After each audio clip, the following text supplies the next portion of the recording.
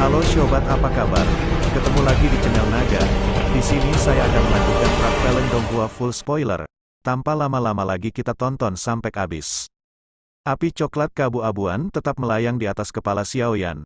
Tampak seperti matahari keabu-abuan yang berulang kali memancarkan suhu sangat tinggi yang menyebabkan udara terdistorsi. Suhu seperti ini sudah sangat dekat dengan api inti teratai hijau yang diperoleh Xiaoyan saat itu. Tentu saja, nyala api ini hanya dekat dengannya. Api surgawi adalah hal yang benar-benar unik di dunia ini. Tidak ada yang bisa menirunya. Hal ini adalah sesuatu yang Xiaoyan sadari dengan jelas di dalam hatinya. Meskipun apa yang disebut keterampilan penciptaan api ini misterius, itu masih jauh dari tingkat mampu menciptakan api surgawi. Dalam kondisi terbaiknya, ia hanya bisa mencapai sesuatu yang sangat dekat dengan api surgawi, selalu dan selamanya. Tidak akan pernah bisa melampaui masa depan. Meskipun Xiaoyan berpikir seperti ini, Fang Yan dan kedua tetua dari lembah api iblis jelas tidak berpikiran sama. Mereka dipenuhi dengan keyakinan besar oleh nyala api coklat keabu-abuan yang terbentuk dari penggabungan Dou Qi dari tubuh mereka. Selama tahun-tahun ini, api surgawi palsu yang mereka bentuk telah menyebabkan cukup banyak lawan binasa di tangan mereka. Orang-orang ini termasuk beberapa pakar puncak di wilayah sudut hitam. Nyala api berwarna coklat keabu-abuan melengkung dan perlahan naik. Tiba-tiba itu terbagi menjadi 3 kelompok di tengah tawa dingin Feng Yan. Setelah itu, mereka terbang keluar dan memasuki tubuh ketiga sesepuh. Aura yang menyebar dari permukaan kelompok Feng Yan tiba-tiba berubah menjadi lebih liar dan ganas ketika api coklat keabu-abuan memasuki tubuh mereka. Gelombang angin panas bertekanan menyatu dan menyapu Xiaoyan seperti air banjir. Pakaian Xiaoyan berkibar tak henti-hentinya saat dia berdiri di dalam tekanan seperti arus deras. Namun, ekspresinya tidak banyak berubah.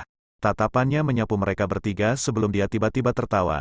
Kalian bertiga, meskipun kamu telah menyatu dan membentuk nyala api seperti itu, bukankah nampaknya kamu telah melukai dirimu sendiri bahkan sebelum melukai orang lain? Fang Yan tertawa terbahak-bahak saat mendengar tawa Xiaoyan. Kepala Xiao benar-benar memiliki mata yang tajam. Setiap kali kita menggunakan Flame Creation Skill untuk menggabungkan dan membentuk Life Transforming Flame ini, bagian dalam tubuh kita memang akan mengalami luka bakar yang cukup banyak. Namun, tidak terlalu berarti jika kita mampu merebut air liur transformasi tubuh bodhisattva. Jadi jenis api ini diberi nama api pengubah kehidupan oleh kalian semua. Keterampilan penciptaan api dari lembah api iblis memang unik. Namun, dibandingkan dengan api surgawi, yang sebenarnya, api pengubah kehidupan milikmu ini masih sedikit lebih rendah. Xiaoyan sedikit tersenyum. Tangannya perlahan bergerak dan membentuk segel di depannya sebelum tiba-tiba berhenti. Skyfire 3 perubahan misterius, teriakan itu terdengar di dalam hati Xiaoyan saat nyala api berwarna zamrud keluar dari tubuhnya seperti gunung berapi. Itu bertahan di permukaan tubuhnya sejenak sebelum perlahan-lahan masuk ke dalam tubuhnya. Setelah apinya padam, aura Xiaoyan tiba-tiba melonjak. Kekuatan sebenarnya dari Xiaoyan adalah Dou Huang bintang 4. Menambahkan ini ke kekuatan fisiknya, yang jauh melebihi para ahli di levelnya, metode Qi-nya, dan peningkatan kekuatannya dari meminjam api langit 3 perubahan misterius. Dia mampu melawan seseorang di puncak kelas Dou Huang tanpa menggunakan keterampilan Dou apapun. Tentu saja, dia sedikit lebih lemah jika dibandingkan dengan Fang Yan, yang merupakan seorang ahli dengan setengah kaki di level Douzong. Saya sudah lama mendengar bahwa Ketua Xiao memiliki api surgawi. Tolong tunjukkan kepada kami hari ini dan izinkan kami 3 orang tua memperluas perspektif kami.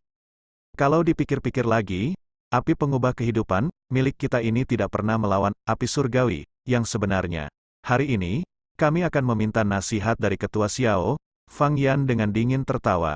Wajahnya tidak menampakkan keterkejutan sedikit pun di hadapan aura Xiaoyan yang melonjak. Jelas, mereka sudah mengetahui bahwa Xiaoyan memiliki teknik rahasia yang dapat meningkatkan kekuatannya. Sudut mulut Xiaoyan perlahan terangkat membentuk lengkungan licik ketika dia mendengar ini. Jika mereka benar-benar ingin bertarung 3 lawan 1, sejujurnya dia harus mengeluarkan sedikit usaha. Namun, ketiga orang tua ini tidak memilih menggunakan Dou Qi untuk bertarung. Sebaliknya, mereka ingin menantang Xiaoyan dengan api surgawi. Ini tidak diragukan lagi menggunakan titik lemah mereka untuk menantang kekuatan orang lain. Tidak ada bedanya dengan berusaha mempersulit diri mereka sendiri. Xiaoyan dengan lembut menjentikkan jarinya dan sekelompok api tergantung di tangannya. Gugusan api ini bukanlah warna batu giok zamrud, Sebaliknya, warnanya hijau pucat. Itu bukanlah api hati teratai mengkilap, tapi api surgawi pertama dari Xiaoyan yang sudah lama tidak dia gunakan, api inti teratai hijau. Api surgawi ini adalah api pertama yang dimiliki Xiaoyan. Dia sangat akrab dalam mengendalikannya. Nyala api itu sedikit berbeda dengan awan yang bergerak dan air yang mengalir di bawah kendalinya. Tidak ada sedikit pun perasaan asing di dalamnya. Tatapan Xiaoyan melayang setelah dia menampilkan api inti teratai hijau. Pada saat ini, Su Qian dan dokter peri kecil masing-masing ditunda oleh Han Feng dan Mo Tianxing. Keduanya terlibat dalam pertempuran sengit. Di sisi lain, Moya dan Qisan secara bertahap naik ke udara menuju Ziyan dengan niat buruk. Jelas, mereka berencana untuk bergandengan tangan dan menaklukkan Ziyan. Tatapan Xiaoyan menyapu Moya dan Qisan, menyebabkan matanya menyipit. Kilatan dingin yang tajam muncul di dalamnya. Dia tidak pernah menyangka kedua bajingan ini begitu tidak bermoral hingga benar-benar menindas seorang gadis kecil dengan angka. Bintang Phoenix ini seharusnya terbentuk dari api yang diaglomerasi di dalam tubuh ketiga orang ini. Karena ini masalahnya, aku akan menerima semuanya